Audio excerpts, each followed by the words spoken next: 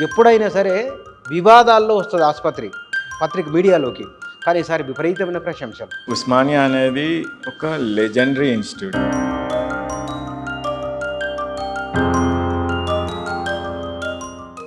ఉస్మానియా ఒక చరిత్ర. మనం ఒక గోడలు ఇవి చూడడానికి లేదు.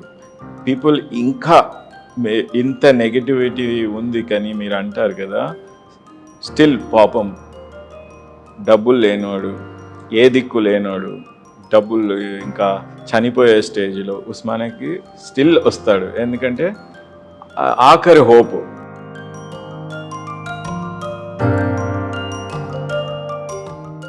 Usmania Hospital is the only government institution in entire India doing a free transplant and with the highest success rate.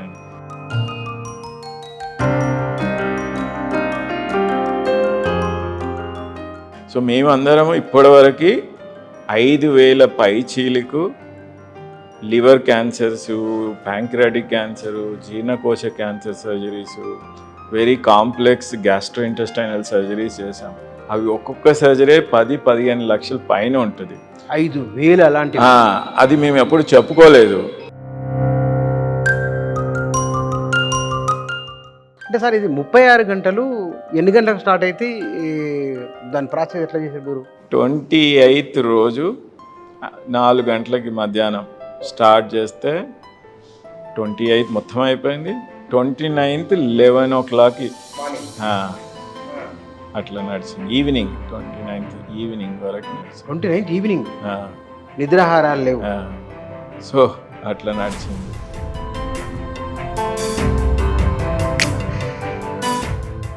ఒకరైతే మమ్మల్ని అసెంబ్లీలో ఒక ఆపోజిషన్ ఆయనే అడిగాడు క్వశ్చన్, ఇంతమంది చెప్పుకుంటున్నారు కదా, వాళ్ళు సర్వైవల్ ఇవ్వండి, ఎంతమంది బతికి ఉన్నారు, ఎంతమంది చనిపోయినారు అని. సో అప్పుడు మా వాట్సాప్ గ్రూప్ ఉంటుంది కాబట్టి మేము పెట్టగానే పాపం సో కొంతమంది వచ్చేసారు, ఆల్మోస్ట్ 30-40 పీపుల్. సో వాళ్ళందరిని తీసుకోపోతే వాళ్ళని చూసిన తర్వాత ఆ క్వశ్చన్ అడిగిన ఎమ్మెల్యేనే ఈ ఫెల్ట్ ఎంబరాసింగ్. పర్సనల్గా వచ్చి సారీ చెప్పిండు, సారీ సార్, ఎవరో మమ్మల్ని మిస్గైడ్ చేసి ఈ క్వశ్చన్ అడగమన్నారు. విమర్శలు వచ్చినప్పుడు మీరు మాట్లాడుకునేది డిస్కషన్ ఉంటుంది కదా, మీరు ఏమనుకుంటారు, ఏం మాట్లాడుకుంటారు? మేము కూడా మనుషులమే కదా, ప్రతి పేషెంట్ ట్రై చేస్తాము. చనిపోయినప్పుడు చాలా ఫీల్ కూడా అవుతుంది. 2-3 రోజులు ఇంట్లో పడుకోలేము, తినలేము. సర్జరీ విజయవంతం తర్వాత వాళ్ళ మొదటి మీతో షేర్ చేసుకున్న మాట, మేము 36 hours చేసేవరకే ఫెయింట్ అయిపోయినాం. మేము ఆపరేషన్ థియేటర్ ఫ్లోర్ మీదనే పడుకుండిపోయినాం. ఫ్లోర్ మీదనే.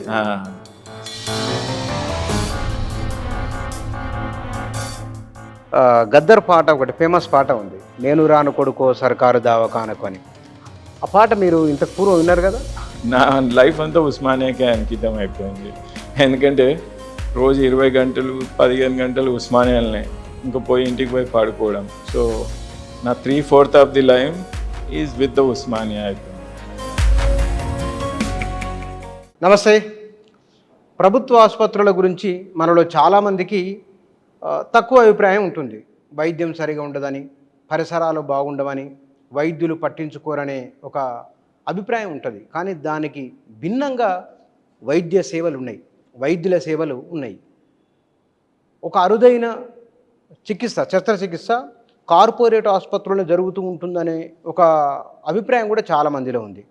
దానికి భిన్నంగా ఉస్మానియా ఆసుపత్రి వైద్యులు మన దేశంలోనే ఎన్నడూ జరగని ఒక శస్త్రచికిత్సను చేసి విజయవంతం చేశారు. ఆ విజయవంతం వెనుక ఉన్న శ్రమ ఏమిటి, ఎంతమంది వైద్యులు పనిచేశారు, ఉస్మానియా ఆసుపత్రి లక్షలాది మంది ప్రజలకు చేస్తున్న సేవలో వైద్యుల, నర్సుల పాత్ర ఎట్లా ఉన్నది, ఈ అంశాల గురించి మాట్లాడదాం. వీటి గురించి మనతో మాట్లాడేందుకు ఈ శస్త్రచికిత్సలో ప్రధాన భాగస్వామి లేదా నాయకత్వం వహించిన వైద్యులు ఉన్నారు, వారితో మాట్లాడదాం. నమస్కారం సార్. నమస్తే సార్. పత్రికల్లో, టీవీల్లో ఉస్మానియా ఆసుపత్రి గురించి చాలా ప్రధానంగా వచ్చింది. ఎప్పుడైనా సరే వివాదాల్లో వస్తుంది ఆసుపత్రి పత్రిక మీడియాలోకి, కానీ ఈసారి విపరీతమైన ప్రశంసలు. అసలు ఈ సర్జరీ నేపథ్యం ఏమిటి, ఎవరెవరు పాల్గొన్నారు, వారి వివరాలు ఏమిటి సార్? మామూలుగా అందరికీ తెలిసేది ఏంటంటే నెగటివ్ గురించే ఆలోచిస్తారు గవర్నమెంట్ హాస్పిటల్లో. కానీ ఉస్మానియా అనేది ఒక లెజెండరీ ఇన్స్టిట్యూట్. అంటే 100 సంవత్సరాల నుంచి వెళ్ళి ఎంతోమంది పేషెంట్కి ట్రీట్ చేసింది ఈ ఇన్స్టిట్యూషను. ప్లస్ ఎంతోమంది డాక్టర్లని, ఇప్పుడు మీరు ఎంత పేరున్న కార్పొరేట్ హాస్పిటల్లో డాక్టర్స్ అయినా వాళ్ళ మూలాలు, వాళ్ళ study Osmania medical college, Osmania general hospital చదివిన. మీరు అమెరికాలో పోయినా ఫేమస్ డాక్టర్స్ కూడా ఉస్మానియా నుంచేలే. సో ఎందుకంటే ఉస్మానియా ఒక చరిత్ర, మనం ఒక గోడలు ఇవి చూడడానికి లేదు. పీపుల్ ఇంకా ఇంత నెగిటివిటీ ఉంది, కానీ మీరు అంటారు కదా స్టిల్ పాపం డబ్బులు లేనోడు, ఏ దిక్కు లేనోడు, డబ్బులు ఇంకా చనిపోయే స్టేజ్లో ఉస్మానియాకి స్టిల్ వస్తాడు, ఎందుకంటే ఆఖరి హోప్. సో అలా చాలామంది పేషెంట్ చూసిన తర్వాత మేము కూడా వరల్డ్ బెస్ట్ సెంటర్స్లో చదువుకున్నాము, చేయగలము, మన పేషెంట్కి ఎందుకు చేయొద్దు అనేది మాకు చాలాసార్లు అనిపిస్తుండేది.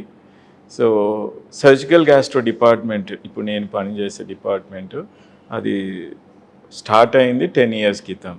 సో ఇప్పటివరకు surgical gastro department government hospital only ఉస్మానియాలోనే ఉంది, ఇంకెక్కడా లేదు. బికాస్ క్వాలిఫైడ్ పీపుల్ ఉన్నరమే ముగ్గురము. సో ముగ్గురు, నేను, డాక్టర్ వాసిఫ్ అలీ, డాక్టర్ సుదర్శన్ రెడ్డి అని.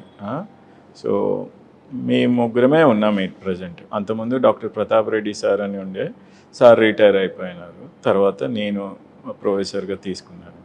సో మేము అందరము ఇప్పటివరకు 5,000 పైచీలకు లివర్ క్యాన్సర్సు, ప్యాంక్రియాటిక్ క్యాన్సరు, జీర్ణకోశ cancer surgeries, very complex gastrointestinal surgeries చేసాం. అవి ఒక్కొక్క సర్జరీ 10-15 లక్షల పైన ఉంటుంది. 5,000 అలాంటి. అది మేము ఎప్పుడు చెప్పుకోలేదు, ఎందుకంటే మాకి అది పార్ట్ ఆఫ్ అవర్ డ్యూటీ అని మేము చేస్తూ పోయాం. ఎందుకంటే ఆ ఆపరేషన్ అన్నీ మీరు ఏ కార్పొరేట్ పోయినా 5 గంటల నుంచి 10 గంటలు చేసే సర్జరీ కాబట్టి ఏ ఆపరేషన్ కూడా 10 లక్షలు 20 లక్షలు తక్కువ కాదు. సో అన్ని మెడికల్ కాలేజ్, అన్ని గవర్నమెంట్ హాస్పిటల్ నుంచి వెళ్ళి, ఇగో నీకు ప్యాంక్రియాటిక్ క్యాన్సర్ ఉంది, పెద్ద ఆపరేషన్ చేయాలా, విపుల్స్, సో ఉస్మానియాకి పో, డబ్బులు లేకపోతే, లేదంటే ప్రైవేట్కి పో. సో ఎంతమంది డబ్బులు పెట్టుకోగలుగుతారు? సో వాళ్ళకి మేము అలా చేస్తూ పోయాం. జస్ట్ సర్జరీ చేయడమే కాదు, మా సర్జికల్ సక్సెస్ రేట్ అంటారు కదా, మార్టాలిటీ, మార్బిడిటీ అని, సో మాది on par with world excellency rates. దానికోసం మేము ఎలా ప్రూవ్ చేయగలమంటే, మేము చేసిన అన్ని సర్జరీస్ని మా నేషనల్ కాన్ఫరెన్స్లో, మా ఇంటర్నేషనల్ కాన్ఫరెన్స్లో ప్రజెంట్ చేస్తాం. అవి చాలాసార్లు మాకు ఉస్మానియా ఎక్సలెన్సీ అవార్డ్స్ వచ్చినాయి. సో లాస్ట్ ఇయర్ అయితే మా Indian association of surgical gastroenterology annual కాన్ఫరెన్స్లో ఒక న్యూస్ బులెటినే రిలీజ్ చేస్తున్నారు. Osmania hospital is the only government institution in entire India doing a free transplant and with the highest success rate అని. That is the credit, just like your కదా. So దాంట్లో AIIMS ఉంటుంది, PGI Chandigarh ఉంటుంది, CMC Vellore ఉంటుంది, top institutes అన్నీ ఉంటాయి. వాళ్ళందరినీ దాటి మాకు ఇచ్చిందంటే మా సక్సెస్ రేట్ చూసి, జస్ట్ లైక్ వర్బల్ కాదు, అరాకొర సౌకర్యాల మధ్య.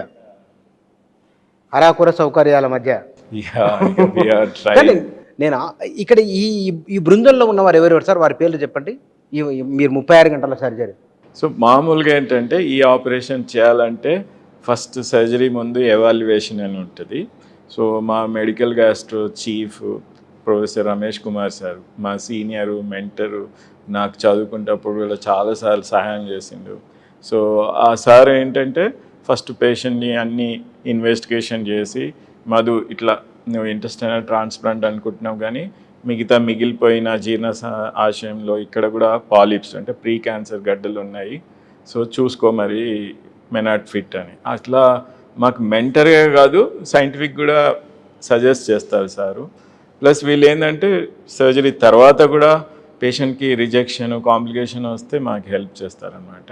సో మెడికల్ గ్యాస్ట్రో తర్వాత మా సర్జికల్ గ్యాస్ట్రోలో నేను, మా సుదర్శన్ రెడ్డి అని అసోసియేట్ ప్రొఫెసరు, ప్లస్ మా PGs, because super specialities PGs వల్లనే ఇది పాసిబుల్ అయింది. ఎందుకంటే అన్ని గంటలు రౌండ్ ద క్లాక్. సో వాళ్ళు anaesthesia professor, especially doctor Madhavi అని ప్రొఫెసర్ ఆఫ్ అనెస్థీషియా. పాపం అతను 36 గంటలు, మేమంటే సర్జరీ చేస్తుంటే ప్రీఆక్యుపైడ్ ఉంటాం, కానీ అనెస్థీషియా వాళ్ళు కంటిన్యూస్గా మేల్కొని చేయడం అనేది చాలా గ్రేటు.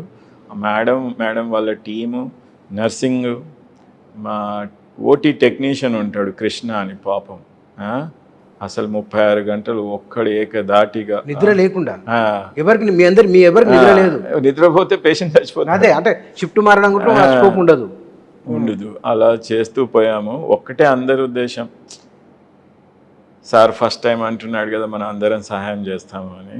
సో అందరూ హెల్ప్ చేశారు. అంటే సార్ ఇది 36 గంటలు ఎన్ని గంటలకు స్టార్ట్ అయితే దాని ప్రాసెస్ ఎట్లా చేశారు మీరు? అసలు ఫస్ట్ పేషెంట్ గురించి చెప్తా. ఏంటంటే ఒక 30 years ఇంజనీరింగ్ అయిపోయిన జాబ్ కోసం వెతుకుతున్న అతనికి ఒక రేర్ జెనెటిక్ డిసీజ్ ఉంది, ఫెమిలియల్ అడినోమటస్ పాలిపోసిస్ కోలై. అంటే ఏంటంటే ఈ జెనెటిక్ డిఫెక్ట్ తోటి వాళ్ళకి ఫస్ట్ పెద్ద పేగులో అన్ని కంతులు వస్తాయి. వాటిని ప్రీ క్యాన్సరస్ పాలిప్స్ అంటారు. అవి క్యాన్సర్ అవుతాయి ఏదో ఒక రోజు 100%. సో దానికి ఏం చేశారంటే, క్యాన్సర్ వస్తే ఒక కార్పొరేట్ హాస్పిటల్లో patient went for a surgery. వాళ్ళు ఏం చేసినారంటే పెద్ద పేగ అంతా తీసేసినారు. సర్జరీ అయినా ఒక 10 రోజుల లోపల ఏదో కాంప్లికేషన్ వచ్చి మళ్ళీ ఆపరేషన్ చేసినారు. మళ్ళీ ఆపరేషన్ చేస్తే చిన్న పేగు కూడా ప్రాబ్లం ఉందని 60% చిన్న పేగు కూడా తీసేసింది. మళ్ళీ ఇంకా 2 సర్జరీలు, యూరేటరు ఇవన్నీ ప్రాబ్లం ఉన్నాయని దాన్ని కూడా సర్జరీ చేసి ఒక 4 సార్లు చేసింది. తర్వాత పేషెంటు మా దగ్గరికి విపరీతమైన పెయిన్, అబ్డామిన్ కడుపు నొప్పితోటి, ప్లస్ ఏం తిన్నా బ్యాగులకి వెళ్ళి ఫుడ్డే బయటికి రావడం, ఎందుకంటే పేగు లేదు కదా. సో బరువు తగ్గిపోవడం, విపరీతమైన బరువు తగ్గిపోయి స్కిన్ బోన్ ఆ స్టేజ్లో వచ్చిండు. సో ఎందుకు వచ్చినారా అంటే పాపం వాడు గూగుల్ సెర్చ్ చేసిండు. మీలాంటి మీడియా వాళ్ళ ద్వారా అంతమంది మేము 2 ఇంటెస్టైనల్ ట్రాన్స్ప్లాంట్ చేసినామని అది పబ్లిష్ అయితే దాన్ని చూసి, సార్ పేగు మార్పిడి చేయొచ్చు అంట కదా ఈ జబ్బుకి అని. సో అప్పుడు మేము ఇంటెస్టైనల్ ట్రాన్స్ప్లాంట్ కోసమని వర్కప్ చేస్తుంటే రమేష్ సారు అట్లా కాదు మిగతా దగ్గర కూడా ఉన్నాయి చూసుకో అంటే అప్పుడు చూసాం. సో దీనికి వాట్ బెస్ట్ ట్రీట్మెంట్ అని మేము మామూలుగా ఏంటంటే మెడికల్ టీచింగ్ సైడ్ ఉన్నాం కదా, సో ఏది చేసినా సైంటిఫిక్గా చేయాలి. సో దానికి ఏం చేసామంటే మెడికల్ జర్నల్ సెర్చ్ చేసాం. సో పబ్మెడ్ అని లేదా కాక్రేన్ డేటాబేస్ అని ఉంటుంది అఫీషియల్ మెడికల్ జర్నల్స్లో. సో దాంట్లో దీనికి ఏంటి ఇండికేషన్ ఉంది అని చూస్తే బ్రెజిల్ వాళ్ళు ఒక 5 కేసులు, ప్లస్ యుఎస్ వాళ్ళు ఒక 4 పేషెంట్లకి ఈ టైప్ జబ్బు ఉన్న వాళ్ళకి సర్జరీ చేశారు. సో నేను అంతకుముందు యుఎస్లో చదువుకున్నా కాబట్టి మా టీచర్ ఒక అతను క్లీవ్లాండ్ క్లినిక్ యుఎస్లో ఉన్నాడు. సో సార్ కాంటాక్ట్ చేస్తే send me all details through the email అంటే ఈమెయిల్ చేసాం, పవర్ పాయింట్ ప్రజెంట్ చేసి. సో సార్ అన్నాడు this will not help intestine ఒక్కటే పనికి రాదు, మల్టీవిజరల్ ట్రాన్స్ప్లాంట్ చేయాలని. సో సరే మల్టీవిజరల్ చేయడానికి అనుకుంటే ఎవరైనా ముందు చేసిన వాళ్ళు ఎక్స్పీరియన్స్ ఉందా కొంచెం ఉంటుంది కదా. అవును, ఫీడ్బ్యాక్ తీసుకోవచ్చు. ఇండియాలో ఉన్న అన్ని top institution, central institution, private, corporate అందరిని అడిగాం, ముంబై, ఢిల్లీ, అందరినీ. సో ఎవరు అడిగినా మేము ఎప్పుడు చేయలేదు, we don't have experience. So ఏం చేయాలి, పేషెంట్ కూర్చోబెట్టినాం, ఫ్యామిలీ, బ్రదర్ అందరినీ. చూడు ఈయన రోజుకైతే 100% చచ్చిపోతాడు, చేయాలి అంటే ఇది ఉంది, బట్ ఇండియాలో ఎవరికి ఎక్స్పీరియన్స్ లేదు. సో మేమైతే ఇప్పుడు లివరు, ఇంటెస్టైన్ ట్రాన్స్ప్లాంట్ చేసే ఎక్స్పీరియన్స్ ఉంది. సో ప్రయత్నం చేద్దాము అంటే చేస్తాం, బట్ గ్యారంటీ అట్లా చెప్పడానికి లేదు. అట్లానే నెగ్లిజెన్స్ అయితే చేయము. If you trust Anas will proceed అంటే పాపం వాడు ఒప్పేసుకున్నారు. సో జీవన్దాన్లో రిజిస్టర్ చేసాం. అక్కడ కూడా మాకి కొంచెం అంటే ఆర్వి ఎక్స్పెరిమెంటింగా, ఇక్కడ ప్రూఫ్ ఉందా అని అడిగినారు. ఎందుకంటే అక్కడ కూడా అడ్వైజరీ కమిటీ ఉంటారు కదా టెక్నిక్. సో వాళ్ళకి అందరికీ మేము పబ్లిష్ చేసిన లిటరేచర్ ఎవిడెన్స్ అవన్నీ చూపించాం. ఇట్లా బ్రెజిల్ది, యుఎస్ది పబ్లిష్డ్ జర్నల్స్ ఆర్టికల్స్ అవన్నీ చూపించాం. సో ఇండికేషన్ అయితే ఉంది, కరెక్ట్ పద్ధతిలో పోతున్నారని. సో మాకు లైసెన్స్ ఉందా ఉస్మానియాకి అని. ఉస్మానియాకి license intestine transplant, pancreas transplant, liver, kidney ఉంది. సో వాళ్ళు పర్మిషన్ ఇచ్చినారు. అయితే అనుకోగానే డోనర్ దొరకరు కదా, ఆయన బ్లడ్ గ్రూప్ మ్యాచ్ అవన్నీ. సో ఒక 3 months క్రితం ఒకసారి ఆర్గన్ వచ్చింది, కానీ ఆర్గన్ అంత ఆ డోనర్ అంత మంచి లేకుండే, అంటే హై సపోర్ట్ మీద ఉన్నాడు కాబట్టి ఓపెన్ చేసిన తర్వాత పేగులు అవన్నీ మంచి లేకుండే. సో ముందుకు వెళ్ళలేదు, అబాండన్ చేసాం. మొన్న అంటే ఒక 4 days క్రితం ఉస్మానియాలో ఒక బ్రెయిన్ డెడ్ డోనర్ అడ్మిట్ అయ్యిండే. పాపం 35 ఏండ్లు. ఆమెకి ప్రెగ్నెన్సీ టైంలో బీపీ బాగా పెరిగి, ప్రీ ఎక్లాంప్సియా అంటారు మెడికల్ భాషలో, దాంతో బీపీ పెరిగి మెదడులో ఉన్న రక్తనాళాలు చిట్లి బ్లీడింగ్ అయ్యి బ్రెయిన్ డెడ్ డోనర్ అయ్యింది. సో వాళ్ళ ఫ్యామిలీస్ని కౌన్సిలింగ్ చేసాము. అంటే మేము పోడు కాదు, జీవన్ దాన్ ప్రాపర్ ట్రాన్స్ప్లాంట్ కోఆర్డినేటర్స్ వాళ్ళు వెళ్ళి కౌన్సిలింగ్ చేస్తున్నారు. ఇట్లా బాధలో ఉన్నారు, బట్ ఇంకొక 8 మందికి హెల్ప్ అవుతుంది, ఆర్గన్స్ ఏమన్నా డొనేట్ చేయగలుగుతారని వాళ్ళు ఒకరోజు టైం కావాలన్నారు. తర్వాత 2వ రోజు వాళ్ళ ఫ్యామిలీ మెంబర్స్ ముందుకు వచ్చినారు. సో ఆ పేషెంట్ ఆర్గన్స్ తీసి ఈయనకి పెట్టాము. కానీ అక్కడ మీరు ఎక్కువ చొరవ తీసుకున్నారని నేను మీ గురించి మాట్లాడితే తెలిసింది. అది మీరు 2 లక్షలు 3 లక్షలు చెక్ ఇచ్చారటగా, నిజమేనా అది?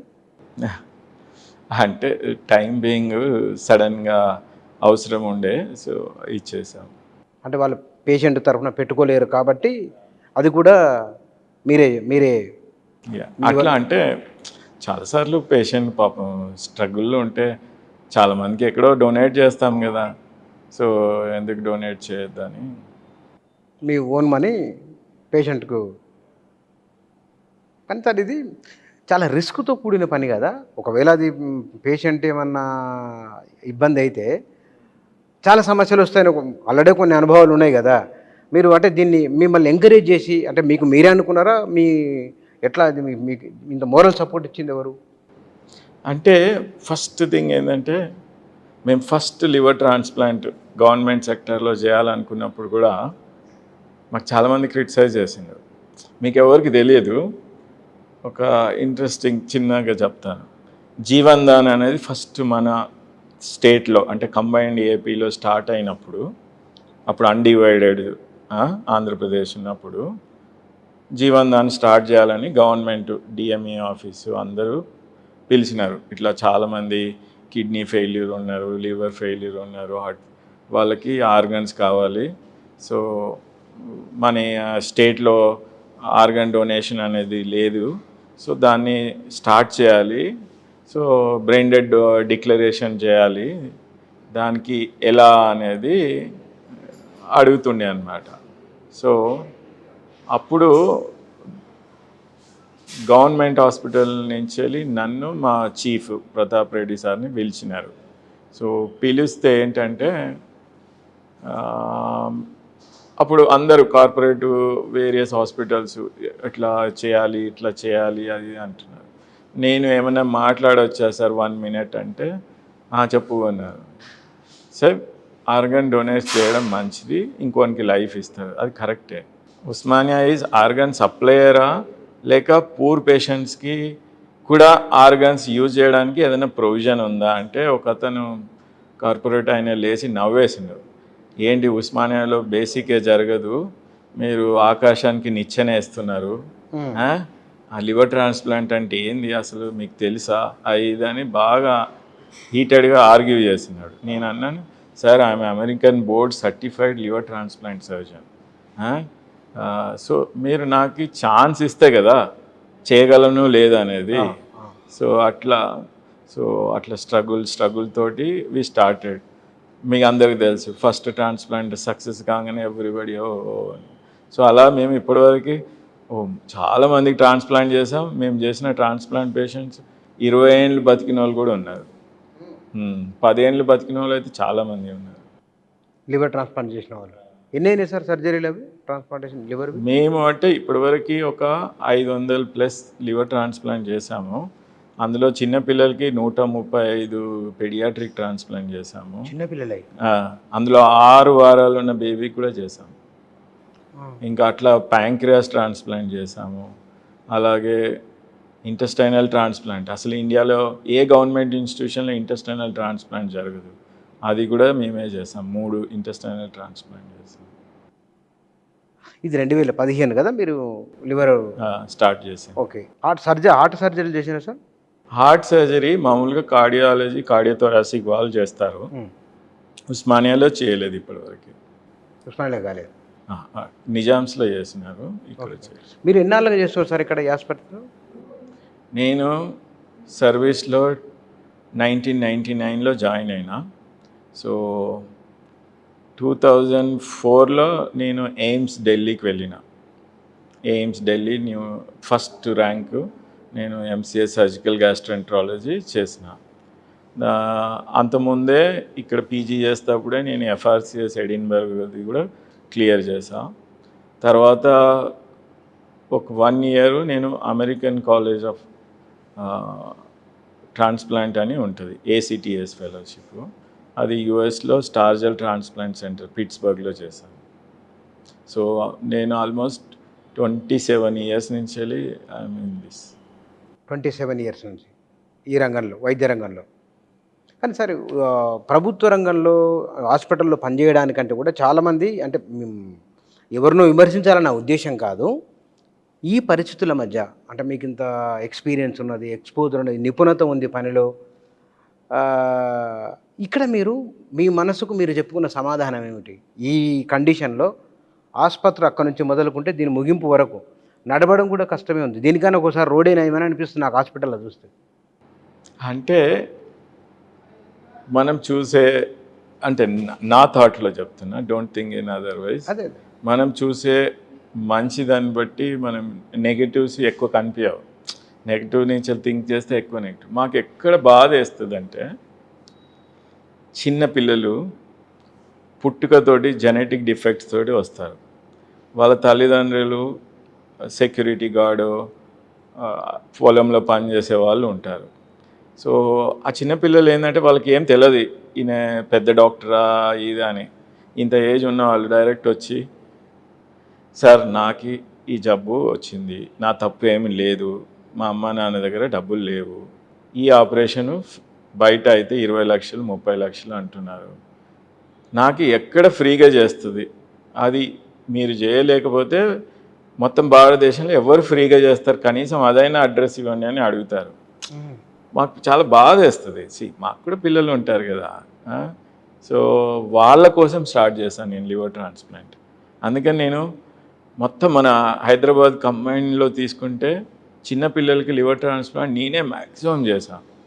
మేము ఇప్పటివరకు ఎక్కడ చేసినా కానీ చారిటీ బేసిస్, ఒకవేళ ఆరోగ్యశ్రీ లేకపోయినా మీడియా ద్వారా పేపర్లో ప్రెస్లో ఇచ్చి డొనేషన్ కలెక్ట్ చేసి, లేదా మా ఫ్రెండ్స్ డొనేషన్ చేసి, ఆరోగ్యశ్రీ ఉంటే తెలంగాణ ఆరోగ్యశ్రీ, కొంతమందికి ఏపీ వాళ్ళు వస్తారు పాపం, మహారాష్ట్ర వాళ్ళు వస్తారు, బోర్డర్స్ వాళ్ళకి ఈ స్కీమ్లు ఉండవు కదా, సో వాళ్ళకి ఎట్లా హెల్ప్ చేయాలి? మాకేముంటుంది, పేషెంట్ ఈజ్ మన ఇండియన్ కదా, పాపం వాడు పరాయి దేశం వాడు కాదు కదా, అందరికీ హెల్ప్ చేయాలని. సో అటువంటి వాళ్ళకేమో ఇట్లా క్రౌడ్ ఫండింగ్ ఇవి, తెలంగాణ పేషెంట్స్కి అయితేనేమో ఆరోగ్యశ్రీ గవర్నమెంట్ నుంచి వెళ్ళి వచ్చే స్కీమ్ ద్వారా హెల్ప్ చేసామన్నమాట. సో మెయిన్ మోటివేషన్ ఏంటంటే, మాకు వాళ్ళని చూసినప్పుడు అలా కానీ వాళ్ళు బాగా అయిపోయి ఇంత పెద్దగా అయిపోయి థ్యాంక్ యూ అంకుల్ అట్లా చెప్పినప్పుడు అలా వి ఫీల్ హ్యాపీ. సో వస్తారు అప్పుడప్పుడు మీ దగ్గర చాలాసార్లు. ఎందుకంటే లివర్ ట్రాన్స్ప్లాంట్ చేసిన తర్వాత వీళ్ళకి ఇమ్యూనోసప్రెషన్ మెడిసిన్ పెడతాం కదా, సో వాళ్ళకి చిన్న జ్వరము ఏదైనా దగ్గు వచ్చినా వాళ్ళ ఊర్లలో ఎవరు చూడరు, భయపడతారు, అమ్మో ట్రాన్స్ప్లాంట్ పేషెంట్ అక్కడికే అని. ఇట్లా ప్రతిసారి హైదరాబాద్ రావడం కష్టమని మేము ఒక వాట్సాప్ గ్రూప్ చేసాం. మా ట్రాన్స్ప్లాంట్ అయిన అందరు పేషెంట్లది మా డాక్టర్స్ అందరూ ఉంటాం, మా టీం మెంబర్స్. సో ఏ పేషెంట్ ఏదైనా ప్రాబ్లం, సార్ నాకు దగ్గు వచ్చింది ఏం చేయాలంటే ఇమీడియట్గా మేము సింపుల్ అయితే మేమే అడ్వైజ్ చేస్తాము. ఏదన్నా ఉంటే బాబు నువ్వు వచ్చే హైదరాబాద్కి అని చెప్తాం. సో అట్లా చేయడం వల్లనే సో మేము ఇప్పుడు పేషెంట్స్ని 10 ఏళ్ళు 20 ఏళ్ళు కాపాడినాం. మాకు చాలాసార్లు ఫస్ట్ ట్రాన్స్ప్లాంట్ స్టార్ట్ చేసినప్పుడు ఒక 4-5 సక్సెస్ అయిన తర్వాత కొన్ని ప్రైవేట్ హాస్పిటల్ మమ్మల్ని క్రిటిసైజ్ చేసిండ్రు. ట్రాన్స్ప్లాంట్ చేయడం ఒక్కటే కాదు, జస్ట్ స్టైల్కి చేస్తున్నారు, ఆ పేషెంట్ని ఎవడు పట్టించుకుంటాడు, ట్రాన్స్ప్లాంట్ ఫాలో అప్ ఏది, మందులు వేసుకుంటుండ్రా లేదా, ఆడ ఎంతమంది బతికిరు అని. ఒకరైతే మమ్మల్ని అసెంబ్లీలో ఒక ఆపోజిషన్ ఆయనే అడిగాడు క్వశ్చన్, ఇంతమంది చెప్పుకుంటున్నారు కదా వాళ్ళ సర్వైవల్ ఇవ్వండి, ఎంతమంది బతికి ఉన్నారు ఎంతమంది చనిపోయినారు అని. సో అప్పుడు మా వాట్సాప్ గ్రూప్ ఉంటుంది కాబట్టి మేము పెట్టంగానే పాపం సో కొంతమంది వచ్చేసారు, ఆల్మోస్ట్ 30-40 పీపుల్. సో వాళ్ళందరిని తీసుకుపోతే వాళ్ళని చూసిన తర్వాత ఆ క్వశ్చన్ అడిగిన ఎమ్మెల్యేనే ఈ ఫెల్ట్ ఎంబరాసింగ్. పర్సనల్గా వచ్చి సారీ చెప్పిండు, సారీ సార్ ఎవరో మమ్మల్ని మిస్గైడ్ చేసి ఈ క్వశ్చన్ అడగమన్నారు, సో మీకు ఇంతమంది పేషెంట్లే బతికి ఉన్నారు, లివింగ్ ఎగ్జాంపుల్, సో మీ మోరల్ డౌన్ చేయడం మా ఉద్దేశం కాదు అని రియలైజ్ అయ్యండి ఈ టోల్డ్ దట్. సో అంటే మాకు చాలా హర్డిల్స్ అవన్నీ వచ్చినాయి, బట్ ఓన్లీ మోటో ఏంటంటే నేను కూడా పల్లెటూరు నుంచి వచ్చిన, గవర్నమెంట్ స్కూల్లో చదివిన, సరే నాకు కూడా అప్పుడు గవర్నమెంట్ మెడికల్ కాలేజ్లో సీట్ రాకపోతే ఈ స్టేజ్కి రాకపోయేది కదా. సరే పూర్ పేషెంట్స్ మనీ ఏముంటుందండి, ఎప్పుడైనా వస్తుంది ఏదో ఒక రూపంలో. మనకి మనీ ఎంత కావాలనేది లిమిట్ నీ ఇంట్రెస్ట్ బట్టి ఉంటుంది. ఆ సాటిస్ఫాక్షను పేషెంట్ ట్రీట్ చేసిన లైఫ్ లాంగ్. ఇప్పుడు ఇంతమంది మీరు మీడియాలో పెట్టడం కంటే నా పేషెంట్స్ వాళ్ళ ఫ్యామిలీస్ దాన్ని 2000 టైమ్స్ సర్క్యులేట్ చేస్తారు, మీరు బిలీవ్ చేయరు వాట్సాప్లో. సో సార్ నేను మా ఫ్యామిలీకి షేర్ చేశా, నా ఫ్యామిలీ షేర్ చేశా, సార్ మిమ్మల్ని పేపర్లో చూసా, దేవుడు సార్ అట్లా. So we felt happy, at least help చేసిన వాళ్ళు గుర్తుపట్టుకున్నారు. మీ కుటుంబ నేపథ్యం ఏమిటి? మెయిన్ మా ఫాదరు ఈ మొగ్గాలు అంటారు కదా, బట్టలు నేసేది, చేనేత. సో ఆలేరు అని ఇది యాదాద్రి భువనగిరి దగ్గర ఉంటుంది. సో మేము 4 బ్రదర్స్. మా ఫాదరు ఆ స్ట్రగుల్ చూసి మీరందరూ చదువుకోవాలని, లిమిటెడ్ ఫైనాన్స్ ఉన్నా కానీ government school, so government junior college అక్కడ. అప్పుడు మా టీచర్స్ కూడా మంచిగా ఉండే, ఎవరైనా మంచి చదివితే బాగా ఎంకరేజ్ చేసేది. మా ఊర్లో నేను ఫస్ట్ డాక్టర్ని, సో నాకు అసలు తెలియదు ఎంసెట్ అనేది ఒకటి ఉంటుంది అప్లై చేయాలని. సో మా అన్న ఫస్ట్ ఇంజనీర్ అయిండు, సో మా అన్న తీసుకొచ్చిండు, అరే నువ్వు డాక్టర్ చెయ్యి, నీకు బయాలజీ ఇష్టం కదా అని. సో అట్లా నాకు స్టేట్ 13th ర్యాంక్ వచ్చిండే. సో ఫస్ట్ కాకతీయ మెడికల్ కాలేజ్లో జాయిన్ అయినాం. దాని తర్వాత ఉస్మానియాలో సర్జరీ ఛాన్స్లు ఎక్కువ వస్తాయి, ఉస్మానియాలో సర్జన్ అయితే హ్యాండ్స్ అండ్ ఎక్స్పీరియన్స్ ఎక్కువ వస్తుంది అంటే అప్పుడు ఎంట్రన్స్ రాస్తే నాకు ఉస్మానియాలో వచ్చింది, పీజీఐ చండీగఢ్ సెంట్రల్ ఇన్స్టిట్యూట్లో కూడా వచ్చింది. సో బట్ నేను ఆ పీజీఐ చండీగఢ్ వదిలేసి ఉస్మానియాలో జాయిన్ అయినా 96 to 99. దాని తర్వాత సూపర్ స్పెషాలిటీ చేయాలి, ఇట్లా ఆర్గన్ ట్రాన్స్ప్లాంట్ చేయాలని. సో అప్పుడు ఒకటే ఎయిమ్స్లో ఒక్కటే సీటు, ఇప్పుడు పీజీ సీట్లు మా దగ్గర ఉన్నాయి కానీ అప్పుడు నేను చదువుకునే టైంలో ఓన్లీ 3 సీట్లు దేశం మొత్తం మీద. ఒక ఎయిమ్స్ ఢిల్లీలో 1 సీటు, పీజీఐ చండీగఢ్లో 1, హెచ్జిపిజిఐ లక్నోలో 1 సీటు. సో మద్రాసులో ఉండే కానీ ఓన్లీ తమిళియన్స్కే ఇచ్చేది, అది వేరే వాళ్ళకి లేదు. కామన్ పూల్ అయితే ఈ 3 అన్నమాట. సో నేను రాసినప్పుడు ఎయిమ్స్లో నాకు ఫస్ట్ ర్యాంక్ వచ్చింటే, సో అప్పుడు నాకు అక్కడ జాయిన్ అయినాం. సో 2004లో we finished it MCS surgical gastro. సరే, నేను మీ పర్సనల్గా మళ్ళీ ఇంకో క్వశ్చన్ మీది. అంటే నేను మీ గురించి కొంచెం వాకప్ చేసినప్పుడు తెలిసిన మరొక విషయం, మీ అమ్మ నాన్న పేరు మీద 20 లక్షలు హాస్పిటల్కి డొనేట్ చేసినట్టు కదా, ఏమిటి ఆ వివరాలు? అంటే ఏమైందంటే కోవిడ్ టైంలో మా వైఫ్ కూడా డాక్టరు. సో మేము ఇద్దరం కలిసి అప్పుడు మాకు లీవ్ లేవు కదా, ఎమర్జెన్సీ అని రోజు ట్రీట్ చేసేది. మా పేరెంట్స్ ఇంట్లోనే ఉండేది పాపం, బయటికి కూడా పోలేదు. ఏదో ఒకరోజు మా ద్వారానే వచ్చింటుంది, వాళ్ళకి కోవిడ్ వచ్చింది. సో చాలా రోజులు వెంటిలేటర్ మీద నేను ఆల్మోస్ట్ చాలా లక్షలు ఖర్చు పెట్టిన. సో ఫైనల్లీ వాళ్ళు చనిపోయినారు. సో మాకు చాలా బాధ వేసిండే, వాళ్ళ వల్లనే మేము ఈ స్టేజ్లో ఉన్నాం డాక్టర్స్ని. బట్ మా వల్లనే వాళ్ళకి కోవిడ్ వచ్చిందని నాకు చాలా రోజులు, ఒక 2-3 months నాకు బాగా డిప్రెషన్లో ఉండే. సో ఆ టైంలో మా బ్రదర్స్ అందరు ఏమనుకున్నారంటే ఫాదర్ పేరు మీద తిరుమలలో తిరుపతిలో సత్రం కట్టిస్తాము అని అనుకున్నాము.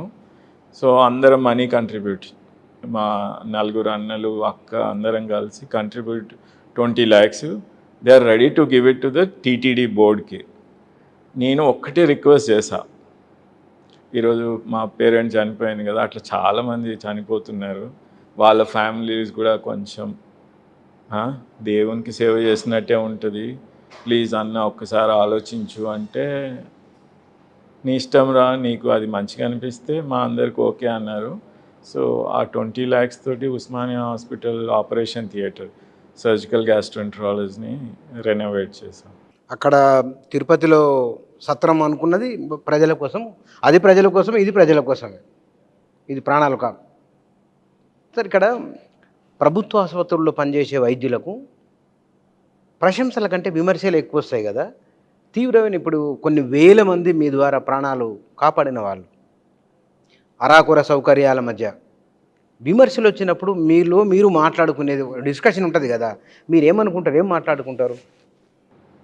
అంటే కరెక్ట్ పాజిటివ్ వస్తే పర్వాలేదు, మిస్టేక్ నుంచి నేర్చుకోవాలనిపిస్తుంది. కానీ కొన్ని ఉత్తగానే అండి, జస్ట్ గవర్నమెంట్ మీద బ్లేమ్ కోసం మమ్మల్ని యూజ్ చేస్తారు. ఇన్నోసెంట్ బై స్టాండర్ అంటారు చూడండి. నీకు ప్రతిపక్షంలో ఉన్నావు, నువ్వు గవర్నమెంట్ క్రిటిసైజ్ చేయాలి. వాళ్ళకి soft target Osmania, soft target government hospital. మీరు ఎప్పుడైనా ప్రైవేట్ హాస్పిటల్లో డెత్ అయ్యి బిగ్ హాస్పిటల్ ఎప్పుడైనా కనిపిస్తుందా? అదే ఉస్మానియాలో అయితే అసలు ఇక్కడ వచ్చేటోళ్ళే చాలా లాస్ట్ స్టేజ్లో వస్తారు, వెరీ క్రిటికల్ ఉన్న వాళ్ళు వస్తారు, అస్సలు డబ్బులు లేని వాళ్ళు వస్తారు. సో అట్లా అని మేము కూడా మనుషులమే కదా, ప్రతి పేషెంట్ ట్రై చేస్తాము. చనిపోయినప్పుడు చాలా ఫీల్ కూడా అవుతుంది, 2-3 రోజులు ఇంట్లో పడుకోలేము, తినలేము. సో మా ఫ్యామిలీతో కూడా సరి మాట్లాడలేము. ఒక్కొక్కసారి ఇంటికి పోయి ఆ కోపం వైఫ్ మీద తీస్తాం, పిల్లల మీద తీస్తాం, ఈ ఫ్రస్ట్రేషన్. సో ఇప్పుడు మా వైఫ్ అదే అంటుంది, అంటే I know your bad times good times, ఈరోజు సక్సెస్ ఉందని ఎక్సైట్ కాకు, రేపు పేషెంట్ బ్యాడ్ అయిందని ఇంట్లో అందరినీ తిడతావు. So but they understands at least. ఇక్కడికి వచ్చే పేషెంట్లు వారు కమ్యూనికేషన్ టెక్నాలజీ ఉపయోగించేవారో లేదా పెద్ద బంధుగణం ఉన్నవారో కాదు, కడు పేదలు, ఆ దేవుని మీద భారవేసి బతుకుతున్న వాళ్ళే. వాస్తవానికి నాకు ఈ ఆసుపత్రి ప్రాంగణం తిరుగుతున్నప్పుడు వైకుంఠపాలి గుర్తొచ్చింది. వైకుంఠపాలి ఎట్లుంటే ఎక్కడ తెలియదు, ఎవరు బతుకుతారో ఎవరు, పైగా విపరీతమైన క్రౌడు. ఈ జనాలను మీరు మొదలు వైద్య వృత్తిలోకి వచ్చినప్పుడు ఇవన్నీ చూసి నాకు ఇంటికి భోజనం చేసి పడుకునేటప్పుడు మనకు మెమరీ వస్తుంది కదా, ఆనాడు మీ భావన ఏమిటి? అంటే మాకు అలవాటు అయిపోయింది, దీన్ని ప్రొఫెషనల్ లాగా చూస్తాం. ఇక్కడికి వచ్చేవరకే మాకు పేషెంట్లే దేవుళ్ళు, హాస్పిటలే దేవుళ్ళు అని ఆ మైండ్ సెట్ మారిపోయింది. సో మేము ఇంకా వేరే హైజీను, యాంబియన్స్ అవన్నీ ఏం చూడం. ఒకసారి సర్జరీ స్టార్ట్ చేస్తే ఆ మైండ్ సర్జరీలో, పేషెంట్ ట్రీట్ చేస్తే చదువు చెప్తే అదే స్టేజ్లో చూస్తాము. సో ఇంటికి పోయేవరకే మళ్ళీ దాన్ని మర్చిపోతాం. సో అట్లా అడ్జస్ట్ అయిపోయాను. అందుకనే మళ్ళీ కొత్త వాళ్ళు వస్తే మీరే ఎందుకు, వన్స్ ఇన్ మైల్ మా రిలేటివ్స్ ఫ్రెండ్స్ వస్తే కూడా అరే ఎట్లా బతుకుతున్నా ఇక్కడ అంటారు. But it's okay. ఇప్పుడు ఈ హోప్ పాజిటివ్ ఏంటంటే honourable chief minister Revanth Reddy గారు సో కొత్త హాస్పిటల్ కడతా అన్నారు. సో అది వస్తే ఉస్మానియా మళ్ళీ గ్లోరీ వచ్చేస్తుంది. కానీ టీమ్స్లు వస్తున్నాయి కదా, కొంచెం బర్డెన్ తగ్గుతుంది కదా అనుకోవచ్చా? తెలియదు సారా, అంటే టీమ్స్ మోడల్ ఎలా ఉందనేది ఇప్పటివరకు మాకు తెలియదు. కొంతమంది నిజామ్స్ మోడల్ అంటున్నారు, కొంతమంది గవర్నమెంట్ హాస్పిటల్ మోడల్. ఇప్పుడు నిజామ్స్ మోడల్ అంటే ఆల్రెడీ నిజామ్స్ దే ఛార్జ్ కదా, చూస్తూనే ఉన్నాం. సో అట్లా. పర్ డే ఎంతమంది ఉంటారు సార్ ఇక్కడ? ఆ పేషెంట్లు ఎంతమంది వస్తారు? 2000 మంది ఉంటారు. 2000 ఎనీ గివెన్ టైం అడ్మిషనే 1000 పైన ఉంటారు ఎవ్రీడే. అంత పేదలే. మీరు ఇప్పుడంటే కొంత ప్రజల దగ్గర కొనుగోలు శక్తి పెరిగింది, కొంత జీవన ప్రమాణాల మార్పులు వచ్చినాయి కదా. ఈ వచ్చిన పేషెంట్లు కొంత బయటికి వెళ్ళి మందులు తెచ్చుకోండి అని తెచ్చుకునే వాళ్ళు కొందరు ఉంటారు. బయట నుంచే మీరు ఆర్థిక సాయం తీసుకొని చేసిన సర్జరీలు ఏమైనా ఉన్నాయా? చాలా సార్. అంటే ఇప్పుడు లాస్ట్ టైం ఏమైందంటే, మేము ఒక మిలిటరీ హాస్పిటల్ సికింద్రాబాద్లో ఉంటుంది కంటోన్మెంట్లో, ఒక జవాన్ బ్రెయిన్ డెడ్ డోనర్ అయిందనమాట. సో అక్కడున్న ఒక urology doctor, kidney doctor transplant చేయాలనుకుంటే, సో అతను మాకి ఎయిమ్స్ చదువుకున్నప్పుడు కొలీగ్. సో ఆయనకి బ్రెయిన్ డెడ్ డోనర్ నుంచి వెళ్ళి తీసి కిడ్నీ ట్రాన్స్ప్లాంట్ చేసే ప్రీవియస్ ఎక్స్పీరియన్స్ లేకుండే. సో అతను రిక్వెస్ట్ చేశాడు, sir we have a one brain dead donor ఉన్నారు జవాన్ ఆర్గన్స్ ఇవ్వడానికి, మీరేమన్నా హెల్ప్ చేస్తారా? అప్పుడు నేను డాక్టర్ మాధవి కలిసి ఉస్మానియా నుంచి వెళ్ళి ఆర్గన్స్ రిట్రీవ్ చేశాము. అప్పుడు అక్కడున్న బ్రిగేడియరు మాకు పెద్ద సన్మానము, ఒక సభ అవన్నీ పెట్టి ఫెలిసిటేట్ చేసిండే. సో అతనే హిందుస్థాన్ ఏరోనాటికల్ లిమిటెడ్కి one of the society member అనమాట. సో అతను ముందు ఉండి కార్పొరేట్ సోషల్ రెస్పాన్సిబిలిటీ కింద Hindustan aeronautical limited defence equipment supply చేసినందుకు ఆ మనీ నుంచి వెళ్ళి మాకు 5.5 crores డొనేట్ చేశాడు. ఆ మనీతోటి మేము లివర్ ట్రాన్స్ప్లాంట్ కావాల్సిన అన్ని ఆపరేషన్ థియేటర్ ఎక్విప్మెంట్స్ అన్నీ తెచ్చుకున్నాం. అవి ఉన్నాయి కాబట్టి ఈరోజు కాన్ఫిడెంట్గా చేయగలుగుతాం. వాళ్ళు చేయవచ్చు. ప్రైవేట్ కార్పొరేట్ సెక్టార్లో చాలా కంపెనీస్ ఉన్నాయి కదా. ఇప్పుడు ప్రభుత్వం నుంచి బ్యాంకుల లోన్ తీసుకుంటారు వాళ్ళు, ప్రభుత్వం నుంచి కరెంటు నీళ్లు తీసుకుంటారు వాళ్ళు. ఈ కార్పొరేటు రెస్పాన్సిబిలిటీ కింద ప్రభుత్వ ఆసుపత్రుల విషయంలో ఇక్కడ నుంచి ఏమైనా ప్రతిపాదనలు ఉన్నాయి అట్లాంటి కంపెనీలకు? మేము ప్రతిసారి మేము వదిలట్లేదు. సో ఈసారి ఏం చేశామంటే, మా కమిషనర్ డాక్టర్ సంగీత సత్యనారాయణ మేడం ఐఏఎస్ ఉన్నారు, ఆమె హెచ్డిఎస్ హాస్పిటల్ చైర్మన్ కూడా. సో ఆ మేడంకి చెప్పాం, మేడం ఆపరేషన్ థియేటర్ అయితే స్ట్రెంగ్తన్ అయింది, ఐసీయూ కొంచెం ప్రాబ్లం ఉంది, సో ఐసీయూ కూడా ఏమన్నా సిఎస్ఆర్ ఎవరినైనా పట్టండి అంటే ఎల్ఐసి హౌసింగ్ ఫైనాన్షియల్ కార్పొరేషన్ వాళ్ళు ముందుకు వచ్చిండ్రు. సో ఇప్పుడు ఇన్ ద ప్రాసెస్ వాళ్ళ బోర్డ్ మీటింగ్లో 1.61 crores అప్రూవ్ చేసినారు.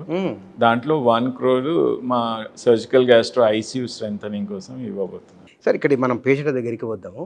అబ్బాయి మిమ్మల్ని సంప్రదించినప్పుడు అతను మీ కాన్వర్జేషన్ ఏం జరిగింది అతనితో? మీరే మాట్లాడారు కదా అతనితో? ఏ కాన్వర్జేషన్ ఏమిటి చెప్పినాము? ఏంటి బాధ అంటే, సార్ భరించలేకపోతున్నా, బరువు తగ్గిపోతున్నా, నాకు బతకాలని లేదు. మరి నీకు ఆపరేషన్ అంత చిన్నది కాదు సార్, రోజు చచ్చిపోతున్నా, ఎట్లాగో అట్లీస్ట్ ప్రయత్నం అయితే చేస్తాను, దీని గురించి తెలుసా అంటే, సార్ నేను ఇంజనీరింగ్ అని అప్పుడు ఫస్ట్ చెప్పిండు. ఇంజనీరింగ్ ఎక్కడ చేసినావు అంటే, పాపం one of the famous institution అని చెప్పిండు.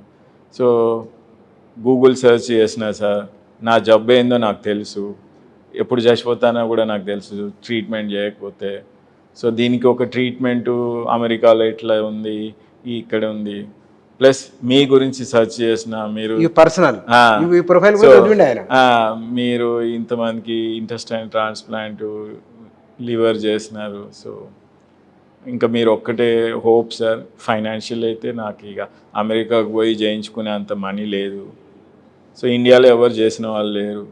సో అట్లా ఆయనకు కూడా పాపం అంత హోప్ మీద వచ్చినానే మేము ఇమీడియట్గా డిస్కరేజ్ చేయకుండా సిన్సియర్గా అన్ని టెస్ట్ చేసాం ఒక నెల రోజులు. ఇక్కడే ఉన్నాడా? నెల మొత్తం హాస్పిటల్లో ఉన్నాడా? సో అన్ని టెస్ట్ చేసిన తర్వాత ఒకరోజు ఫ్యామిలీ మెంబర్ కూర్చోబెట్టి కౌన్సిలింగ్ చేశాం. ఏమని చెప్పారు వాళ్ళకి? ఇట్లా పెద్ద సర్జరీ మరి ఇండియాలో ఎవరు చేయలేదు, అమెరికాలో ఇట్లా చేసిండ్రు, ఇగో అవి పబ్లిష్ జర్నల్స్ అని వాళ్ళకి చూపించి, వాళ్ళు ఓకే అంటే జీవన్దాన్లో లిస్ట్ చేస్తాము, రిస్క్తో కూడుకుంది, సక్సెస్ కెనాట్ ప్రిడిక్టబుల్ అని. సో వాళ్ళ బ్రదర్ కూడా టీచర్, ఆయన కూడా యాక్సెప్ట్ చేస్తున్నారు. గవర్నమెంట్ టీచర్ వాళ్ళ బ్రదర్ ఒక అంగీకరించారు. సర్జరీ విజయవంతం తర్వాత వాళ్ళ మొదటి మీతో షేర్ చేసుకున్న మాట. ఇంకా ఫస్ట్ ఏమైందంటే మేము 36 అవర్స్ చేసేవరకే ఫెయింట్ అయిపోయినాం. మేము ఆపరేషన్ థియేటర్ ఫ్లోర్ మీదనే పడుకుండిపోయినాం. ఫ్లోర్ మీదనే. సో ఇంకా నెక్స్ట్ డే ఇంటికి పోయే ముందు జస్ట్ మా డిఎంఈ సార్కి, ప్రిన్సిపాల్కి, సూపరింటెండెంట్కి పెట్టినాం. ఈవెన్ మా అదర్ టీమ్ కొలీగ్స్కి కూడా తెలియదు మేము ట్రాన్స్ప్లాంట్ చేసినట్టు. సో ఎందుకంటే అది సడన్గా వచ్చింది కదా బ్రెయిన్ డెడ్ డోనర్. సో అట్లా తర్వాత ఇంకా అది మీడియా హల్చల్ అయిపోయే వరకు ఇంకా అందరికీ తెలిసింది. అంటే 36 గంటలు అంటే నిన్న ప్రారంభిస్తే నిన్న 24 గంటలు అయిపోయింది. మీకు చెప్పాలా, 28th రోజు 4 గంటలకి మధ్యాహ్నం స్టార్ట్ చేస్తే 28th మొత్తం అయిపోయింది. 29th 11 o'clock మార్నింగ్ అట్లా నడిచింది. ఈవినింగ్ 29th ఈవినింగ్ వరకు నడిచింది. 29th ఈవినింగ్ నిద్రాహారాలు లేవు. సో అట్లా నడిచింది. కానీ ఆ టీంలో పాల్గొన్న వాళ్ళు మరొకసారి చెప్పండి సార్, వారు ఎవరెవరు మీకు గుర్తు? నర్సుల వరకు ఉంటారు కదా, ఒకసారి వారి పేరు. ఇప్పుడు professor Ramesh Kumar is the first, doctor Ramesh, Madhusudan, doctor Madhavi madam, వాళ్ళు ముగ్గురు అంటే మెయిన్ డిసైడింగ్ పీపుల్. దాని తర్వాత పాండు నాయక్, దాని తర్వాత డాక్టర్ యాసిన్ అని అనస్థీషియా, డాక్టర్ భావన అని అనస్థీషియా అసిస్టెంట్ ప్రొఫెసరు, మా దాంట్లో డాక్టర్ సుదర్శన్ రెడ్డి. ఇవి కాక మా పీజీస్ ఉంటారు, they are real warriors. Doctor Yashwant, doctor Gopi, doctor Deepak, doctor Aditi, doctor ఓసీన్ అని వీళ్ళు మెయిన్. ఇంకా సిస్టర్స్ అయితే డాక్టర్ రాణి సిస్టర్ అని ఉంది.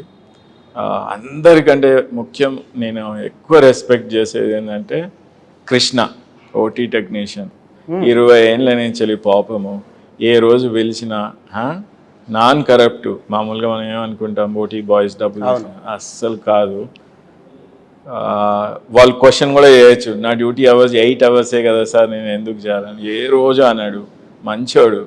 సో గవర్నమెంట్ కూడా అటువంటి వాళ్ళని రికగ్నైజ్ చేయాలి. సో గ్రేట్, మంచోడు పాపం. ఆయన అంత చేసిన హార్డ్ వర్క్కి ఫైనాన్షియల్ బెనిఫిట్ లేదు, అట్లీస్ట్ రికగ్నేషన్ అయినా చేయాలి కదా, అది ఉండాలి, తప్పకుండా ఉండాలి. సో మేమే ఆయనకి 31st మామూలుగా లేదా ఏదైనా ఒకేషన్ క్రియేట్ చేసుకొని డాక్టర్స్ డే రోజు లేదా 15 ఆగస్ట్ రోజు ఆయనకి మేమే షాలో కప్పి ఫెలిసిటేట్ చేస్తాం అట్లా. కానీ సరే, గద్దర్ పాట ఒకటి ఫేమస్ పాట ఉంది, నేను రాను కొడుకో సర్కారు దావకానకు అని. ఆ పాట మీరు ఇంతకు పూర్వం విన్నారు కదా, డాక్టర్ అయిన తర్వాత మీరు విద్యార్థిగా ఉన్నప్పుడు విని ఉండవచ్చు. ఉస్మానియాకి వచ్చిన తర్వాత విన్నారు ఆ పాట? ఇప్పుడు యాక్చువల్లీ పీపుల్ సేస్ ఉస్మానియాకి సడన్గా అందరికి బిలీవ్ ఎక్కువైపోయింది నీ వల్ల అని. నేను అంటాను, నేను ఒక్కరిని కాదు, ఉస్మానియాలో ఒక్కరి వల్ల ఎప్పుడు జరగదు. నేను అనుకుంటే అది పొరపాటు, downfall. I always feel credit to entire team of the people. ఎందుకంటే మెడికల్ గ్యాస్ట్రో లేకపోయినా, న్యూరో సర్జరీ లేకపోయినా, నెఫ్రాలజీ లేకపోయినా మనం ఏం చేయలేం, టీం వర్క్. సో అందరూ కలిసి చేస్తున్నారు కాబట్టి ఉస్మానియాకి సక్సెస్ స్టోరీ గ్రాడ్యువల్గా యాడ్ అవుతుంది. గవర్నమెంట్ హాస్పిటల్ నెగటివిటీ కూడా ఉంది, పాజిటివిటీ కూడా ఉంది. ఎందుకంటే బాగైన వాళ్ళు డెఫినెట్లీ మంచినే చెప్తారు, ఎందుకంటే ఇది లైఫ్ అండ్ డెత్ ఇష్యూ కదా. చావు బతుకులోనే బాగా చేస్తే డెఫినెట్లీ మర్చిపోరు ఎవరు. సో బాగైన పేషెంట్ ఆల్వేస్ బాగానే గుర్తుపెట్టుకుంటారు. ఎవరికైతే బిటర్ ఎక్స్పీరియన్స్ మంచి జరిగిన వాళ్ళు డెఫినెట్లీ మీరు చెప్పినట్టు నేను రాను అలా అని ఉండొచ్చు. బట్ మా ఆల్వేస్ అంటే యాజ్ ఎ డాక్టర్, ఎనీ వృత్తిలో మంచి వాళ్ళు ఉంటారు, చెడ్డోళ్ళు ఉంటారు. మా వరకు మా టీచర్ ప్రతాప్ రెడ్డి సార్ నుంచి వెళ్ళి మేము వరకు మంచి చేయాలనే చూస్తాము. సో అందుకని మా డిపార్ట్మెంట్ ఎన్నిసార్లు మీడియాలో ఇవన్నీ రావడానికి కూడా అదే రీజన్. ఎందుకంటే మేము స్టార్ట్ చేసిన ఇంటెన్షనే అది. సర్జికల్ గ్యాస్ట్రో డిపార్ట్మెంట్ అనేది అసలు మన కంబైన్డ్ తెలుగు స్టేట్లో ఏపీలో కానీ తెలంగాణలో కానీ లేకుండే.